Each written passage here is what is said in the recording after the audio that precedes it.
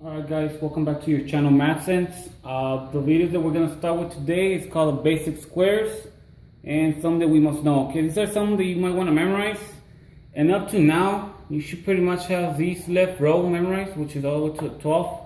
But some new ones that you might want to memorize is 13 times 13 is 169, 14 times 14 is 186, and 15 times 15 is 225. Now, if you're not familiar with what a square is when you square a number, all you're doing is you're multiplying by itself twice, okay? And if you think about it, if you were to have a square, all right, all sides are the same.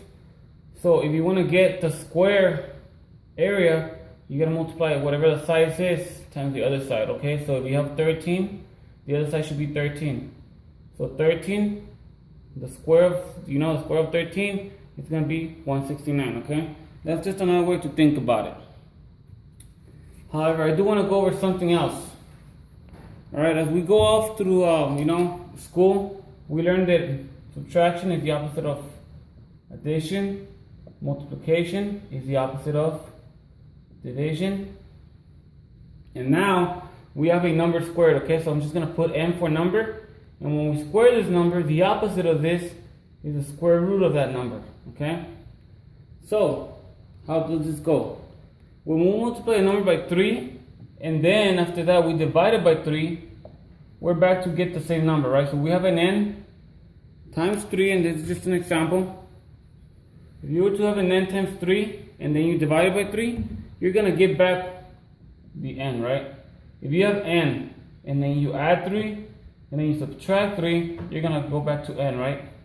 So now, the square root is the same thing, okay? If you square n, okay? If you go n squared and then get the square root of that, you're going to get n. So this is the next step on your order of operations, okay? You're going to learn the squares and the square roots. Now, that comes in important right now because, like I said, this 2 squared is going to give you, which is like this. It will look like that as an exponent, okay? 2 squared is going to give you 4, okay?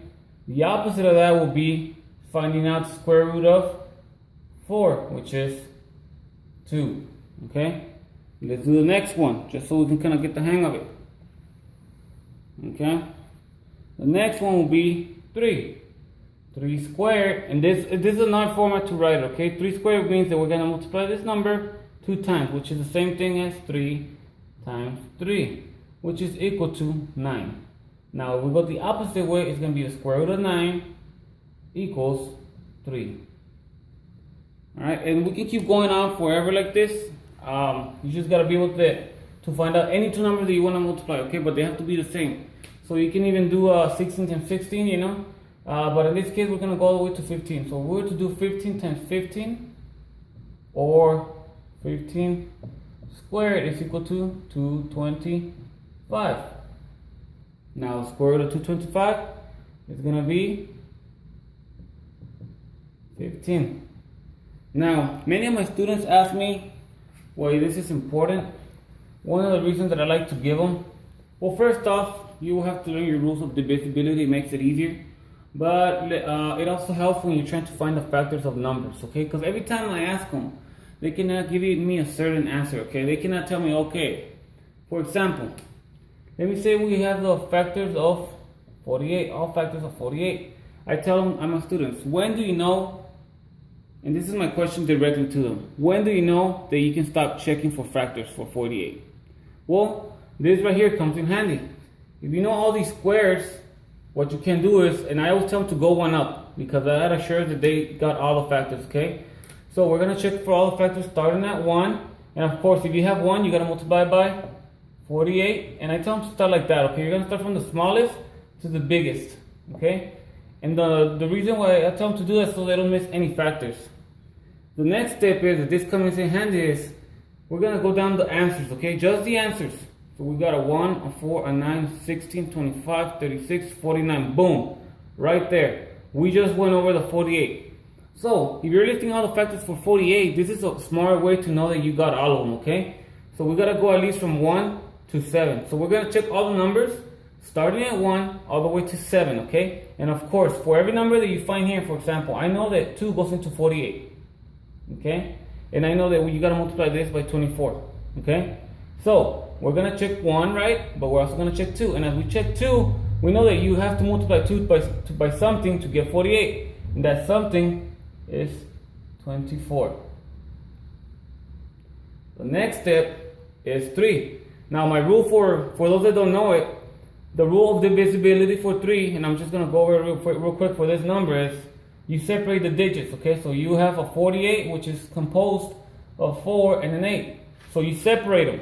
So now you got a 4 plus 8, which is equal to 12, all right? So if the number that you get after you add these digits is a number that you can divide by 3, which 12 you can, then this number can be divided by 3. All right, so now that we know you can divide this by 3, we got to find out which number we can multiply 3 to get 48. Now, I'm just assuming that if you're watching this video, maybe you're not that good at, coming up with a mental math. And some tricks that I'm going to show you are going to be helpful here, okay? So every time I tell my students, okay, you got to multiply a 3 to get an 8 at the end. And I know that it's going to go into because we just did the rule. So what I ask my students is to tell me a number that you can multiply by 3 where you're going to get an 8 in the ones place.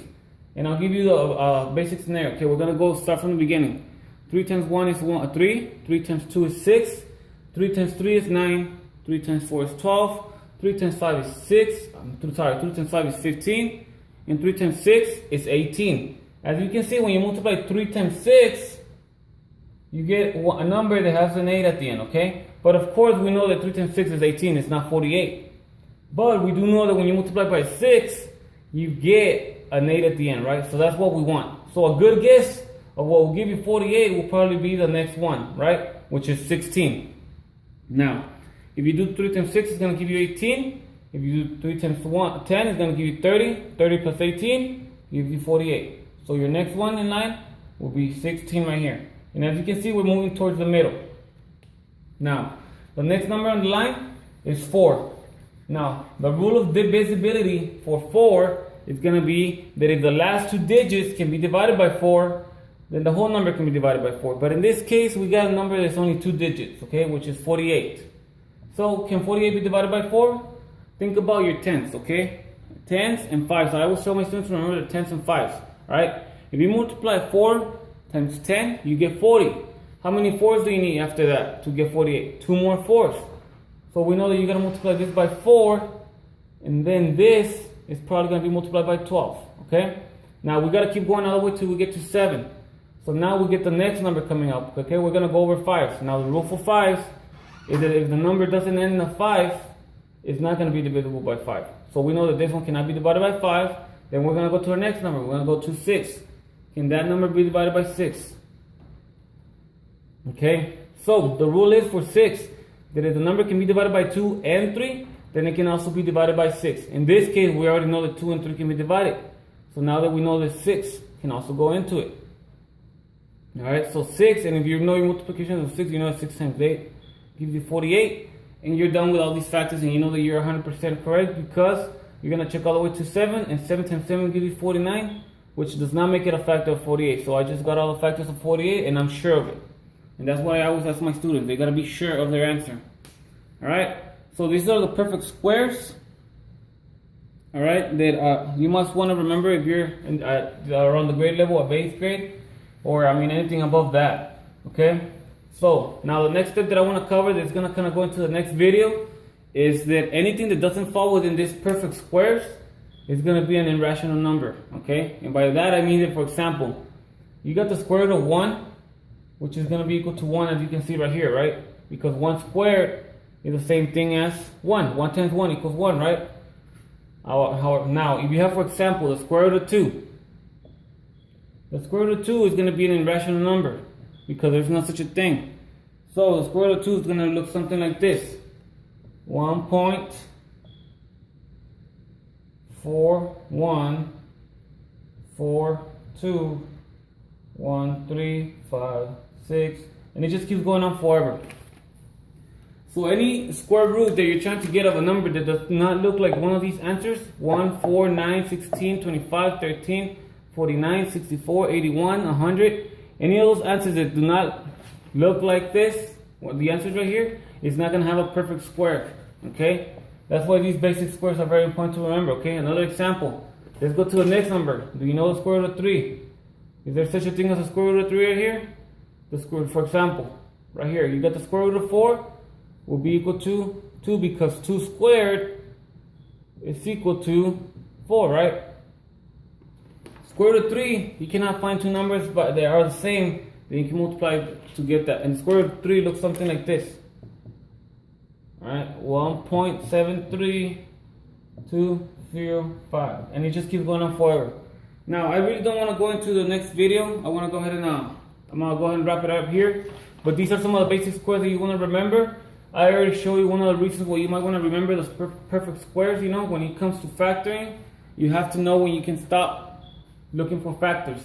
So if you ever want to know what is going to come in handy, it's for that. And also for when you're thinking about irrational numbers, the square roots of numbers that do not fit in this criteria right here, it's probably going to be an irrational number, okay? And I'm not saying that just these are the only ones, okay? Because you can keep going on forever. You can go on 16 times 16, and whatever that gives you, 17 times 17, whatever that gives you is going to be a perfect square. 18 times 18, whatever that gives you is going to be a perfect square. 19 times 19, whatever that gives you, 20 times 20, and that can keep going on forever, okay? I just wanted to cover that any of them that don't fall within this criteria, it's not going to be a perfect square, all right? That's the end of the video. Thank you for watching. All right, we'll see you in the next video. Thank you.